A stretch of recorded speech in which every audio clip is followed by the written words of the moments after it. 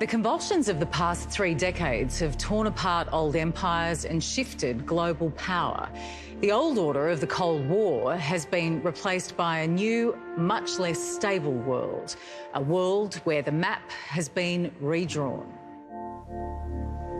But some nations have struggled to find their stability in a world that is now vastly different than the relative calm of the Cold War. Now, the 50 years after World War II were a great time to be a weak little state. First of all, there are 2 superpowers out there throwing money at you, foreign aid, military equipment, building your government house, educating your kids.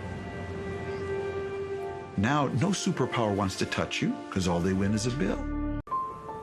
Today, a quarter of the world's population lives in 58 fragile states.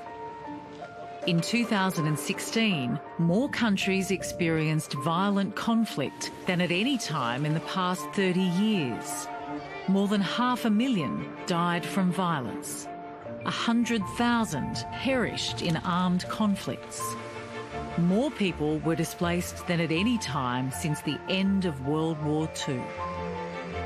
We find ourselves facing some much deeper and more complex and profound challenges than we expected to in the mid-1990s.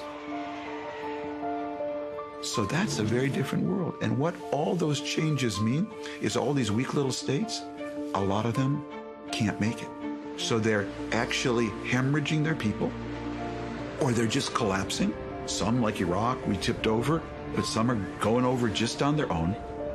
And so the biggest thing happening in the world today is actually the movement of people trying to get out of these countries of disorder into countries of order. And what are they doing?